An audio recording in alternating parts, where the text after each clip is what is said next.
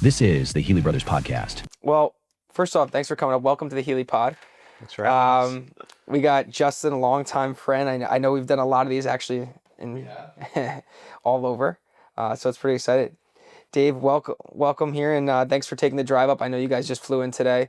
So today I just really want to talk about, obviously, trigger word AI is like the big one. AI, omnichannel marketing. You guys are specialists in that. The company Proficy Digital. So first off, let's just introduce yourselves, what you guys do there, and just a little bit about Proficy Digital. Sure. David Raminick, I'm the CEO and co-founder of the company. Just a little background on the company. We've been around about 5 years. Big thing we do that's different is we're omnichannel, full service digital agency. What really separates us is how we use AI and machine learning. Everything we do is predictive and data-based. And we also have our own creative as well. So there's quite a bit of detail we could go into. I'll keep it at a high level, but that's kind of what we do that really separates us. We'll kick it over to Justin. Justin Friend, I'm the VP of Sales at Proficy Digital, and I'm excited to be here. We go way back, Jay. We go way back. It's been a while, and I think we started talking about omnichannel. I don't know. It could have been so long ago when we started the previous, but I mean, we've changed the way we marketed, and I think you were a big part of that. And omnichannel is really how you should market to your customer. It's just not one area. I think you'll lose your customer if you're not in multiple areas. But you also have to be conscious of your spend. Some people get in there and they're like, oh, just spend. And I think that's something I read about your company. You guys are super efficient. You're very conscious of that dealer's budget, and you're using it the right way to get the most out of it. And that's where like the AI comes in, machine learning. So that kind of stuff is something like dealers like us and any marketer, any industry really looks for. Well, there's a big misconception that doing omnichannel is more expensive. It's not. It shouldn't be if it's done efficiently. To your point about being where shoppers are, think about it. You're on your couch, you're watching a football game, you're scrolling Pinterest and potentially shopping on Amazon. You've got all of these different places where we're spending time. And as a dealer, if you can be in front of shoppers where they're spending time, but to your point, Jay, doing it efficiently and making sure that there's a focus on being profitable as well, like that's the best way to do omnichannel. Yeah, the key point there too is it's not, we've had clients say to us, well, I don't sell cars off of Instagram. And I'm like, well, that's not necessarily the point. Oh God, that's like, when someone says it, I just literally lose it. I'm like, come on, guys.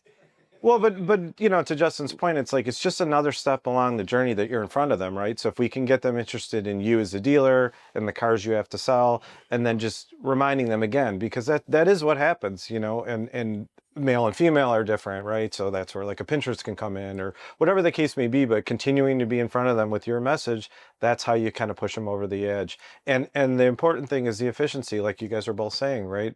The way we do everything through modeling, through AI, through machine learning, none of it's gut feel. I mean, we've all been in this business forever, me more than both of you, and definitely not going to get into how many years, but point being, right, like we're never going to say to a client, hey, we use this template or playbook, or hey, based on the credibility of all these years in the business. No, data doesn't lie. So if you can show it through data and you can be efficient, that's how you guys win, right? Yeah, so you mentioned the key point about budget. Yeah, so if you go see Dylan today and you talk about data, he'll just be like this. The kid is more data driven. We just had a couple of meetings actually last week, and he's like, if you show me the data and I could really see it, understand it, and like that stuff, like I'm the biggest believer. Yeah. There's always so much you could say, and obviously relationships matter at a certain point, but at the end of the day, it's numbers. Like, and especially the OEMs judge us on numbers. Yeah. We judge ourselves on numbers, sometimes too harshly because we're month to month and you don't look at the big quarter. That's another thing that I think is a misconception too, that you guys are seeing trends for the quarter, not just it's month to month, but you're seeing the longevity of the timeline and where the market's going, which I thought was very, very impressive. And you're using the technology to do it, not just someone going over numbers, saying, oh, I think we're going to be there next month. It's actually proven, which is huge. So touching on omnichannel, I think people get a little confused of really what it is. When you go to explain it to a dealer or what are you really saying to them of where you need to be, of like, oh no, you need to be on all these and all that stuff, all these platforms. So where's that for you? Yeah, I mean, the key point in this, and we got to be careful because he and I will go on for an hour about this, but The key point's being integrated, right? So there's a point of where you're present, but there's also a point of you're present where you need to be and when with the right message and how much you're spending, right? So a key point for us is, you spoke about efficiency, right? We have about, 40% of the spend is in the upper funnel, but we're getting over 60% of the conversions, and our cost per conversion is like $13. That is as close to an OEM as you're going to get. So that efficiency is huge. So the way we model out where we're going to spend at any given point in time predictively is what really matters. So you need all the channels to be working together. And it's really about, I always say, having all the bullets in the gun, right? We don't put every dealer on every channel all the time, but based on what we see coming, we know where you need to be when with the right message. And that is what matters. When we started, most dealers weren't even on any of these channels. Now when we sort of interview potential clients, we ask them, what channels are you advertising on? And they list off some of the ones that we offer. But when we say, how did you decide when you were going to be on, what type of message, how much you were going to spend, that's where the answers start to kind of fall off. Yeah, it's hard for a dealer. You're just kind of guessing. And I always say, if you're going to do that, you might as well light your money on fire. Like, oh, yeah. You need to know when and you need to know how much. And that's where like having a true integrated approach through data predictively, I think really sets us apart and really benefits our clients with better performance. And I think the one thing that dealers can bring to that, obviously they want to use very efficient budget, but they could bring that personal touch of their community too, like in that. Yeah. So that's one thing I thought we were really good at. We tie everything, what we do through community, back into our marketing strategy. And then once that your partner understands that, you could really go out and target that and really show For sure. Healey Brothers. And I think that's a super important thing because dealers are the biggest businesses in their community. I would say 90% of the time. They love to spend on whether it's soccer teams or food banks or whatever it is. But if you bring that personal touch, I found is the best approach, and then spread it across and really deliver that message. Like Pinterest, we found when we started using it is the moms. It's the mom place to redo your bathroom or what you need for your kids.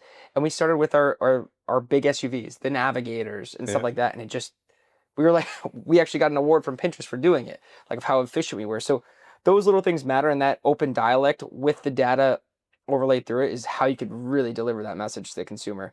And it makes sense for the consumer to react and engage and have familiarity with that message. Well, and I think the other thing, right, to your point about targeting moms on Pinterest, right, being omni-channel, to Dave's point, have the ability to go everywhere. A lot of it depends on the objective or the goal. Are you trying to sell SUVs? Okay, cool. That could be one strategy to go down omni-channel. Are we focused on used cars? Is it service, fixed ops, right? That type of stuff. Each of these different channels is going to have the ability to shift from time to time. If it's the right channel, great, we'll bring you there, but it's not on all of these channels all the time, to Dave's point earlier. And that is also one of the other big, misconceptions. Hey, just turn it on and go. Well, that's not efficient. Yeah, and I bet what you found with Pinterest is you didn't have to spend a ton to get the return you're looking for. No. You're doing it right at the right time. It's efficient. Yo, it is. It's I still can't believe sometimes when I go look at Pinterest what it delivers back to us. There you go. Yeah. And I think one thing is like you see like, oh, it cost me this to sell a car. Realistically, it probably costs you a little more because you're following that customer in its journey. You're following them whether they go to Facebook, and you're still delivering that similar message. I think some also dealers get lost. They advertise here, but it's not one congruent message across. So I think obviously having good partners and that you guys doing that is a better feel for the customer because you want it to feel natural for them. Right. You don't want to feel like you're kind of like shoving. I always say shoving product down a consumer's throat. You have the why buys mixed in there. You have different approaches in there, so it's that feeling that feels good. Like, oh, I'm making the right decision. And you have to guide them. That's really what it is. Yeah. So it is. So I think that's a super part. I mean, I'm a obviously omni-channel lover, and I've talked about it. I think with Justin for the last at least 5 years. We've been on stage a couple times. Yeah. So moving in of dealers, like we just touched on right there, this is a good way to move into it, is the connected strategy here. Like some dealers are so fragmented the way they market. You go on dealers that are still doing TV, and then you go to social media, and it's like almost two different businesses. So how do you guys help with that strategy and really bringing it all together for the dealer? And like where do you see that going? How important is that for us? Go for it. Well, I mean, we hit on it a little bit with the integrated piece, right? Yeah. It always starts with like, what is the problem you're trying to solve? And that goes for anything in business, right? Yeah. But generally speaking, once we know what we're trying to solve and what they're trying to accomplish, that's where we start. And then obviously once we have some data, then we kind of, go that way. I mean, candidly, I don't know that traditional budget doesn't do a whole ton for me. I mean, I think a lot of times it's, there's still a lot of dealers that claim they get some benefit. Yeah. There's also some dealers that like seeing themselves on TV, and that's not a shot at anyone or a criticism. Sometimes that works, for that message you just mentioned, like, here's what we do in the community. And that's okay. But generally speaking, our whole goal is incremental sales and profitability. And, you see all the time that demand for certain brands isn't there. And the forecasting helps. If we're looking out 90 days and we see, hey, things aren't looking great, well, that's when you need these other channels. That's when you need to go into the upper funnel. That's when you need to start essentially creating new demand digitally, finding people. And oh, by the way, it's a lot cheaper to find them in the upper funnel than at $18 a click. Yeah. So that, and you referenced it earlier, like dealers that are just sort of on Google or on Meta all the time with 90% of their budget, I mean, that is wasteful. So if we can find new people, target them and, sort of re-hit them through all the different channels, that's the way that we can buy them cheap, have them be sort of a captive audience to our clients, and then be incremental sales for them as we move them through the funnel. Yeah. So say I'm a new dealer here. I'm really getting into the digital world, which there's still some dealers that aren't fully in it. They're all over the place. They're marketing their messages you wouldn't, like I said, it'd be like two different dealers almost, it feels like. So when you're going to predict for them and showing them like, hey, this is what we're going to do. This is your messaging kind of we're going to go with once you get to know them. How far out are you predicting? Like, how does that data work? What are you showing them? So, well, it usually takes us, let's say 90 what's days the learning period to get the data flowing. And so then once that's the big belief I'm too. Like when someone says, oh, we're going to do a 30-day trial, I was like, that doesn't work for me. It's usually about 90 days. And then we forecast out 90 days. We actually forecast two different ways. We've got one where we have our own ratio that we've created, and then we also do actual users back to the site. But we're forecasting out 90 days to about 98% accuracy. And that's huge. And honestly, that came from a client. One of the region VPs from one of the OEMs said, all right, I buy everything you're doing. Tell me what my number should be. And he was kind of joking, and we're like, let's figure this out. I mean, we live for that. Something challenging that we need to figure out. It took us a couple months, and we've been using it ever since. And it's really important because it's fascinating. It's like fascinating to see. So, but it's important. I mean, it really is. I mean, think about as a dealer, if we can tell you, hey, here's what's coming, and oh, by the way, these might be the cars you might want to take on allocation because this is where we see the demand going. That's powerful. Yeah, I mean, that's a no-brainer. Perspective, right? And maybe a silly analogy. It's great if I tell you that it rained yesterday. Nikki and I were talking about that before. It rained yesterday. Be really cool if we could tell you it's going to rain in 2 weeks or 2 months, because then you can plan your life around that. Same concept here. Plan your allocations, plan the inventory that you need to have, plan those types of things out into the future, as opposed to just looking at what happened yesterday. And that's like the power of being able to be predictive. And it's not just new cars, by the way. I mean, we're covering all profit centers too. So like the ability to flip on fixed on or off, if you feel like you need to build a business up, and that transacts quickly, right? The decision if you need new tires is not the same as buying a car. So, that's a quick return. No, that's another thing. Dealers always have trouble. I mean, we're not the best, but tires are realistically what keep your customer here. Because they always think dealers are more expensive. And that messaging sometimes, granted, we're not always marketing service because we're overran at some of our service facilities, to say the least. Like it's weeks out. Like we're efficient, but like this story here, we could probably shut off appointments for the next month and be okay. So... But it ebbs and flows, right? Yeah. So it's nice to have the option, right? Yeah. And then that's where creative comes in. We've put out some pretty hilarious ads, and you'd be surprised, depending on the brand, that separates you. That also makes you more approachable. People are like, hey, if they can be self-deprecating. Well, it's showing off that too. Right. I might want to do business with them, and those little things matter. Yeah. So I mean, we'll go right into the next thing. But these guys, I tell all the time, I was like, guys, you guys could be outside the box. Like think outside the box a little bit. You're hired because you're creative guys. Don't just do what I said.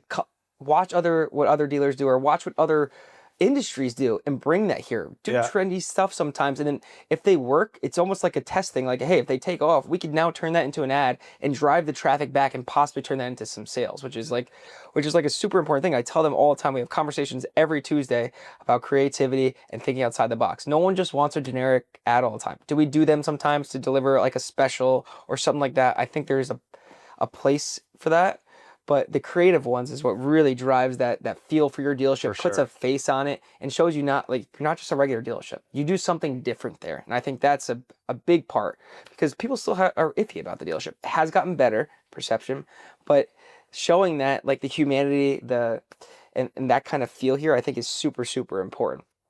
Yeah, I think a key piece you said too is going outside the industry.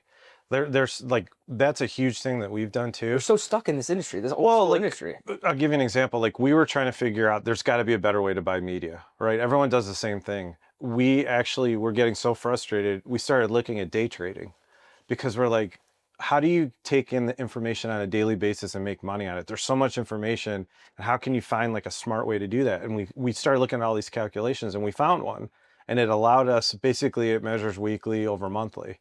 And if you think about that intuitively, that means you're including everything that's going on in the world. So we applied that to website traffic, and it gave us a methodology on how to buy media. So we have sales curves. In fact, our logo is that sales curve. Oh wow. And what we're able to do predictively every week when we meet with a client is tell them, here's what we see coming. So we get these really unique scenarios where, if you get to the top of the curve, they're done researching. So we're buying upper funnel as we're going up the curve. And then when it starts to go down, then we know that it's the sales cycle. People are buying, so we buy low funnel.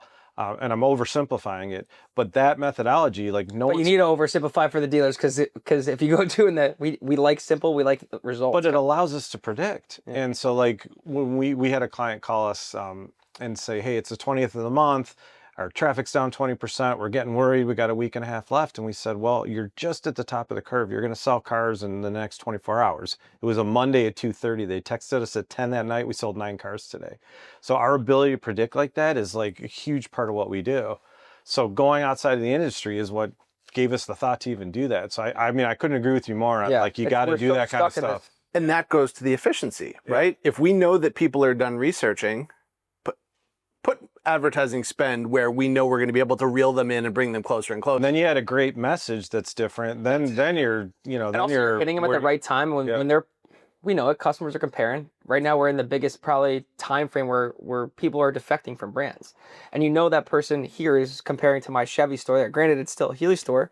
But now if we can get them that Healey message and they don't even think about Toyota, they don't think about Honda or something like that, that's like a win. If you can for sure have their focus. And you're unique in that you have, multiple stores, multiple brands that you can bring one shopper to the next. But to your point, like if you're a single point dealer or have 2 locations and you need to create brand awareness for yourself so they aren't considering somebody else, it's important to be out there messaging 90, 120 days before they're sending in the, hey, is stock number 1, 2, 3, 4, 5 in white still available, right? They've already done their shopping. They've already done their research. So being in front of those shoppers, Jay, before they get to that point, it's paramount. And you here's the other thing too, like, and I've seen this a million times where you have a group like yours that has multiple stores, you don't always want to just sell the cheapest deal.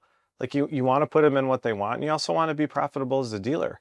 So the ability to deliver that right message and really get them on the right car for them versus just selling them a deal, that builds that longer term relationship, and it's more profitable for you in the long run. Yeah. I mean, so one thing that we did at Healey is we brand Healey first, then it comes to our OEMs, and then obviously we sell used cars and we have our own pre-owned network stuff, but we brand Healey, what's Healey about? And then we go down, trickle down. So we're always in the belief, if they buy a Healey car, it's a win for us, but you're really just telling the story about Healey. And I thought that's super important for us that in all our messaging, it has that similar feel for the most part. There's obviously some stores that do a little something different that you kind of have to make the OEM happy that's something you do, because it's just the way of the world. Like you can't not do it, even though they think they're always right. But we do have good relationships with them. But those are little things. But I just think that's so important to do. So just here, how important when you go to talk to a dealer is creating video. I answered the last one. Go ahead. I mean, it's critical. Like if you don't have a video strategy, I mean, like we know that people are 70% of shoppers are using video to do research, right? Search is still part of it, but it's only about 18%. Now, if you think about the amount of time, Jay, that people spend on social media, what do you watch on social media? A lot of video. YouTube, streaming, right? A lot of it is video. So if you don't have a comprehensive strategy regarding video, you're going to end up missing shoppers along the way. And you have to make sure that you're delivering it early. You and I both know that the worst thing that could happen is, we're in your Lincoln facility. If Lincoln sends out an incentive and it takes you 2 or 3 weeks to get that incentive out, never mind in a video, you're missing opportunity. There's a huge speed to market advantage that you just lost. Our team probably sick of me hearing it. I am about speed. Like, I'd rather break some stuff on the way there than not. And I get on, obviously, our partners and stuff like that. If it's not, I want to beat every dealer out by 5. Half the dealers don't get it out to the 15th. If we get those incentives or the specials and the creative, these guys are out the next day and they're creating probably we get it done within 24 hours of when we get them, something like that. But I am up, like, there's certain speed that matters, especially when you're so competitive and you're month to month. And the one thing that's frustrating, it's switching every 30 days like this. So speed, it's like you said, speed, you have to get that out early, the messaging out early. And it's like a winning recipe. And it's okay to break some stuff and not be perfect on it all the time. But yeah, and the video also matters. Male and female is different too, right? So, men, it's like we want to watch a YouTube video. You watch some of the girls here, Laura, like her just organic. She's like almost won like every Ford competition. Like, she's top 3 like in all Ford all the time. And Lincoln, she's one of our Lincoln managers now. If you go watch her videos, you're like, this girl will do it in one take. It is the most unbelievable thing ever. Like, I wish I could do videos like her. I'm over here doing 50 cuts and trying to do it, but I'm more just I'm on there in video to show them, like, hey, everyone needs to be doing it too, and you need to put a face to your store and brand and show the consumers really want to know what's going on. They just don't want, like, they want to know who's working there. Again, think about, if you don't have a solid video strategy for all of those channels, right? We talked about omnichannel. You think about all of those channels that focus on video. If you don't have video to syndicate out there, you're going to be missing opportunity. The consumer knows whether they think it's moving them or not. Like, if a real person's on video and they're going, psychologically it is, because they feel familiar with that store or when they do business, because they know what's going on there. Well, and it also gets into the content, right? Yes, let's say we've got them, understand that it's Healey, but we want them to start to build them an emotional connection with, Ford, and then a Ford truck, and then get them down to the Ford F-150. So there is, obviously the personal side of it, but you want to make sure that you're building that emotional connection between the shopper and the vehicle as well. Yeah. And it's like a no-brainer for salespeople. Like, oh, I don't like being on camera. How do you not want your marketing yourself on what you do and how you can help a consumer? When a consumer comes in the store, I guarantee they're going to look at that social media and be like, oh, Kevin is always talking about trucks. Psychologically, they're going to want to talk to Kevin. It's just the way it is. Well, and it's a big difference between, like, what's called dynamic, like putting an offer on a snapping a piece off of your website and putting an offer on that and some music. That's not dynamic. No. We're running like true, like, OEM footage, running footage. We're cutting it. We're putting music to it. We have a whole strategy behind it because ultimately it's about performance, right? Yeah. So you want ads that people are going to attach themselves to. It'll flow amongst the tiers. It'll have better ad recall, and it'll perform better. And we always joke about this. We've got ads that neither one of us like, but who cares? We're not the target. It's all you about may not even like it, but if believe me, we put out some stuff, and I'm like, how the hell did that work? Like, it doesn't make sense. Doesn't matter. I guess, but I have to remove myself because I'm a different client than the average person. So 100%. That goes back to the data, right? You mentioned Dylan before. He's got to see the data. If you show the data and it works, like, it's hard to dispute. No, it's so hard. So, like, we did we didn't have our best October, but we did this weird Halloween themed videos, and I was like, oh god, this is definitely different. This is outside my comfort zone. I'll remove myself. I did it, and it performed phenomenally. And this year, I think the market affected a little bit more, but we had our best October ever when we tried it outside the box, thinking, and it seemed like it brought like that human touch to it. They're like, oh, they're not just it had that better feel. Everyone was engaged, and it was probably one of our best performing ads of all year, without giving anything away or. Like those ads where people are giving stuff away, it does better than that stuff. So, well, here's the one last point about video, which is pretty interesting. Everything we do is AI machine learning, not video. Right. We have a studio in Southern California. Oh, really? We have people making content all day long. That was going to be one of my questions when we dig into. So now here's the trigger word, and probably the word for the next decade and the past couple of years is AI, artificial intelligence. So where does this come into play, and how are you guys actually using it to provide the data back to us, and obviously have your marketing company perform at such a high level. So Okay. let's I'm get into this. gonna let Justin tell you a story. He's got a good story about Okay. this. So, well, and to be clear, right, AI, is certainly a buzzword right now in the industry, right? And the first thing everybody thinks about is conversational AI, right? You're going to you're going to text, you're going to chat online, and you're going to be talking to a robot. That's not how we use AI. The story that Dave referenced, obviously, when I started talking to Dave and his partner Alex, they said, "Hey, we use AI in our software," and I was kind of like, "Okay, cool. Everybody's got AI. Show me." And over the course of a couple conversations, they brought me into the back end of the platform, and literally the first line, Jay, in our proprietary system, the first line of code, and you know me well enough, you know I'm not a coder, so this was like a look, don't touch, is our AI engine. So 5 years ago, when the foundation was built for our platform, AI was the first line of code. And so what was so cool about that for me is this isn't a buzzword. This isn't brand new. We've been foundational with AI in this use case for years now. So that was kind of telling for me, when I first started talking to the guys here at Proficy, like, okay, this is different. This is unique.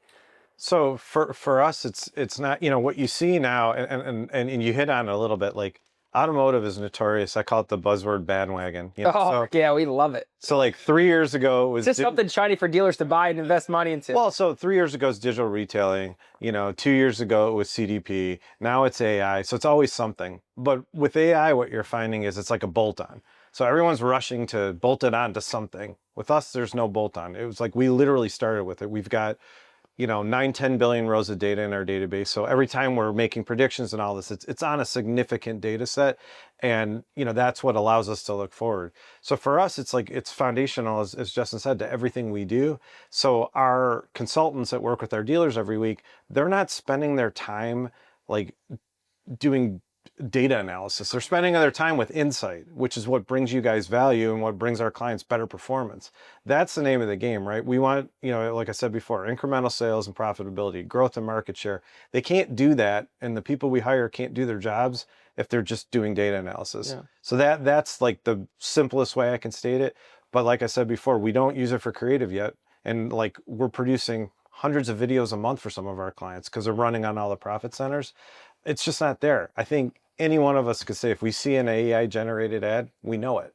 Yeah. Right. So it's getting better. It'll be there. I bet it's going to be there in a year and a half. Yeah. But some right of our now, guys do something. I'm like, holy shit, that's pretty good. Right. Yeah. Because I'm like, hey, why aren't you guys trying it? You should be trying it all the time. But right now it's like a huge time saver. It's a huge way to get through a lot of data to get to insight. I mean that's the biggest way we use it. So it just, sorry to interrupt, but so AI, a dealer like us, we're not New York City, we're not North Jersey, and we're kind of a targeted Hudson Valley area where we always talk about like, realistically, we're not selling cars a ton in New York City or New Jersey or anywhere else, and we want to be targeted. Is it able to give us insights on our local demographic? Yeah, everything's unique to every dealer. So like, and I don't want it to sound like a corny sales pitch, but everything we do is about maximizing the opportunity in your market to you. So like when I said, like, we don't use playbooks or templates or any of that stuff. And that's why we have all the channels. We've got a dozen plus channels in the omnichannel. Your setup could be totally different than, say we did all your stores. Each one could be different. All your sales cycles could be different. Your Lincoln store might have a 30-day sales cycle and your Ford store might have a 45-day cycle. And what we recommend on what you should do and where we see the market could be totally different. So that's like super important to us. As much as we say like, oh yeah, we'll ship cars anywhere, our money spent is locally, like where we're delivering 25, 35 minutes out, maybe at most 45 minutes now because our spread has gotten a little bit bigger. But like, if we're not spending our money there and driving the predictive analysis there, like it's really, you're shooting yourself in the foot, I think. Well, that's right. And there's no one size fits all. We had a client that had 3 stores of the same brand in the same metro. There was a central, a east, and a west. And the demographics were different, and there were some different things going on. You would think it would be similar. Their sales cycles were totally different. What we recommended, totally different. Their problems were totally different. Each one was like could have been three totally separate brands, could have been three totally separate dealers. If you just looked at the data and didn't know who it was, you would not think they were related whatsoever. Yeah. What were you going to say, Justin? I think even, for you specifically, Jay, you were asking like, hey, New York, New Jersey, here we are. It's also about shifting the advertising funds, right? As Dave was sharing earlier, hey, if we know that people are in an upper funnel market, cool. We need to make sure that the dollars that you are allocating in a given month are targeted towards reaching shoppers in the upper funnel. But when we see that whole shift has changed in their lower funnel, we want to make sure that your advertising funds shift as well. So like that's the other part of it, is making sure that your dollars are spent as effectively as possible. Because if you're spending $1 with us, you can't spend it somewhere else. And that goes back to... And I think that happens with a lot of dealers. You're more reacting and you're like, oh shit. Instead of, you're not reacting to data. You're just reacting based on feel. Like, it's just like, I think that's the wrong move. And we have all the tech, we have such good technology nowadays. So, I mean, that's a great feature. It's predictive for the dealers. That's like a home run. I mean, I don't know one dealer would be like, sign me up for that. So that being said, so it's, when you're predicting and say you're trying to get a new dealer in here and you're talking to them, are you doing a whole market analysis saying, hey, this is where we see it? And are you giving them ideas of how much they need to spend? Because I think some partners, and I'm not saying anyone's, they come in here and they're like, hey, you need to spend a minimum of $5,000 with us. But $5,000, and if you're spending it the wrong way and you don't have the right location, or you're not delivering the message in the right area, it's not enough. It's either way too little or way too much. How are you guys coming up? What are you telling dealers to really drive that amount you want to spend? Obviously, you don't go, dealer has a budget in mind, but you're giving them the right amount, because every demographic and every location is different. Yeah. First of all, awesome question. I'm going to give Justin a compliment. He really upped our game in this area. So when we do proposals, we do about an 8 or 9 page proposal that goes into, first of all, dollar-wise, it's good, better, best, and we explain why, and we explain what you should expect to get out of going with one or the other, so it's a range. And we go through in chapter and verse how we do our sequential messaging, how we move you through the funnel, what we're doing at each stage, how we're going to target, how we see your geo, all of that. And what you can expect in terms of what the reporting, like everything. So we meet with our prospective clients, take them through a demo. It takes about an hour, probably at least another half an hour to go through the proposal, because we want to be very prescriptive of exactly what you're getting. I mean, it's a premium service, so we want to make sure you understand you're getting premium return for that service. Yeah. And so you understand that if we tell you we think it's going to be A, B, or C, here's what you get, and here's why one or the other might make sense for you. So to answer your question, there's no gray area. We're not doing this. There's a system that we use. So like, we would never say, hey, it's going to be 20 grand on the nose. Like, our system comes up with some odd number. It might be 21,127.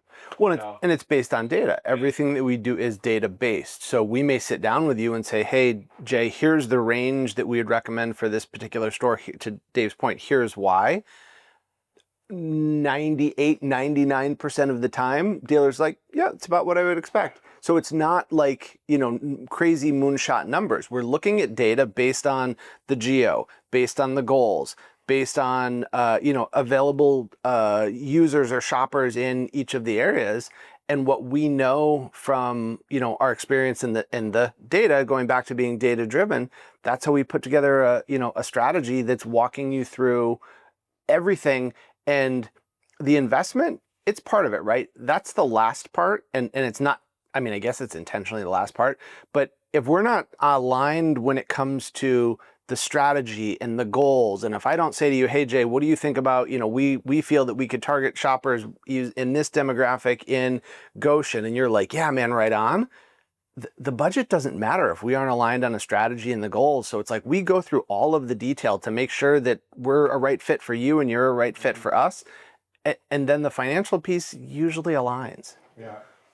Yeah, because we tend to like interview you quite a bit too, Well, I think that's the most important. You need to understand the dealer and like because they do, overall, dealers have a pretty good feel for their market. They understand their community. They know what they do there. They know the kind of messaging for the most part. And if you can get a feel, I think a company that's data driven can pretty much drum up a pretty solid plan to deliver your message in the right way and at the right time.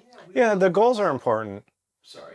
No, it's just because the goals are important. I mean, yeah, we can look at your inventory, but if you say, hey, like I know I'm going to get X amount more coming in, or I really want to move these in particular, or I know that, you know, my potential is whatever. Yeah, I took 25 EVs just to get 10 more trucks, so we got to figure out how to move these. Well, yeah, but those things matter. But I mean, look, like I worked for Urban Science for 4 years, so I get RSI pretty intimately. So like, yeah, sometimes those numbers aren't 100% accurate, but yeah, every dealer wants to double their sales. But realistically, you know, what are you trying to do? And then we start working towards, okay, yeah, we could probably do that in this period of time. And we start kind of figuring out a plan on our own and looking at the geo too. So like you may have pockets that you really want to, you know, get more of a foothold in that maybe you're not today. So we'll kind of take that into account. Doesn't necessarily impact the budget in any huge degree, but it gives us an idea of where we might want to spread. So again, like all this stuff is very data driven and a little more science than art. Well, and the last piece is market share, right? Yeah. What is the market share for your brand in your LMA, your DMA, whatever the case may be? Because we want to look not just at sold units. Sold units are important, but also incremental market share growth, right? You want to grab a larger piece of the pie for Ford in your assigned market area, or Chevy, or whatever the OEM is. So like that's the last piece of what goes into putting together this, you know, very specific strategy, is like looking at current market share. Where do you currently sit? And to Dave's point, where do you want to be? Yeah, and then one last thing I hear, I'm sure a lot of dealers want to know, where are you guys pulling all these data points from? Because obviously it's going into the machine learning, it's spitting out all this data. So where is this all? Obviously it's pulled from a million different places, but I mean, the main thing that we're using is the traffic data. okay. Yeah, that's the biggest thing that we build on top of. I mean, we have other sort of outside stuff. So but the traffic data to the websites and all that? Yeah, I mean, we're not dependent on a dealer giving us, you know, CRM or any of that kind of stuff. It's kind of, if they want to give us first party data, fine. We don't require it. Some dealers are comfortable, some aren't. We don't make that dependent on anything. Yeah. It's up to the dealer. Well, excellent. You guys have anything else to add? No, we appreciate the opportunity to talk. It's nice to talk to someone who's, you know, like-minded. Not everyone is. I try to be like-minded. I try to think into the future and better ways to spend our money, because our budgets, we spend a lot. It's just about making sure it's the most efficient way to spend it. And I go back and forth every day thinking like, how can it be better? How can it be better? How can it be better? And obviously we have a great organic strategy to deliver our messages too, but you got to spend money to really deliver it to the right buyers at all times. Mm-hmm. Not all the time they'll see your organic reach. They'll go check you out and learn about you and see who they're doing business with. But the cool thing, Jay, if you're reaching a shopper and you make them aware of Healey Brothers and then they come and check out your organic reach, that promotes you as a business, and then you keep bringing them down the funnel, down the journey, and that's how you do it effectively. Yeah, your omnichannel strategy absolutely supports your organic. You'll get organic growth. Oh, for sure. Through an omnichannel. Yeah, I mean, for sure. I really think it's the right way to market. I think dealers that aren't doing that and are so heavy on one channel, they're missing the boat. They're not giving that same feel. And there's a lot more buyers out there than one person that's on, say, Meta or Google. And the landscape is also changing with AI integrated in all these different platforms now. So it is becoming more of, hey, you kind of have to deliver your message at the right time on the right channel. Like, I just think that's the future. And we're agnostic on the channel, so I don't want it to seem like we're, you know, have some Instagram with everyone. But, you know, Justin brought it up early. If only 18% of the people are searching for products through search, yeah. I mean, what does that tell? I mean, gotta be somewhere else a lot of the time. Everyone's going on like even like the younger generation, they go look up stuff, they go on TikTok or Instagram and they search it. Like, it's granted, I still use Google and I try to use everything so I have a better understanding. But it's unbelievable. Like my wife's brother, like I'm like, he's like, oh, I just go search it on TikTok and Instagram. I was like, what? I was with our rep for TikTok at Digital Dealer a couple weeks ago, and we were joking that they should change from being social media to search media. Like, that's, to your point, people are going on TikTok to do research. A better feel. It's like you're going on there, you're seeing videos about it, and then you're like, and you're like, oh wow, this is kind of a better. I think the most important thing is how it's being delivered to the consumer. That's the most important thing. Consumer's the only thing that matters. So, and it's not just younger. I mean, like, I look at myself and how much I buy off of Instagram more than I care to admit. Oh, my mom's a sucker. You should ask my mom. She is Instagram. My dad is now too. I'm like, what are you doing on there? But the algorithm is tuned to what you like to see, right? So it starts serving you ads so easy of stuff that you like to see, and you start buying. Yeah. You know. So Yeah. I mean, it's or at pretty least simple. or at least engaging with it, doing your homework on that product. Or that's what I do. I just go down a rabbit hole sometimes, and Yeah. I'm like, oh, what? Jeez, I didn't even expect. 2 hours later. Yeah, I'm like, shit. So I mean, there you go. So to the guy that told me Instagram doesn't sell you cars, well, Yeah, it helps. believe me, it definitely influences them. But like I said, it's all about, and it's such a more better tailored feel for that consumer. It feels more organic for them. Yeah. They feel like they're like, oh, okay, I just learned about that product, and then you're serving that. Now this like doesn't feel like I said, like when your ads feel like you're just shoving product down a consumer, or it doesn't feel like it's not. It's really it's like, holy shit, like why do I stop think serving me these ads? It takes the creepiness out, too, Yeah. because you've already expressed some level. Yeah, of so interest. it's a better feel. It's a better user experience, which is again, that's how we're all here is for that user experience. Totally agree. All right, guys. Well, thank you so much for jumping on. Thanks always, for having always us. good to see you. It's always good to see you. So pleasure meeting you. Thank you for tuning in. Don't forget to like, comment, hit that subscribe button, and follow us at Healey Brothers on all social platforms.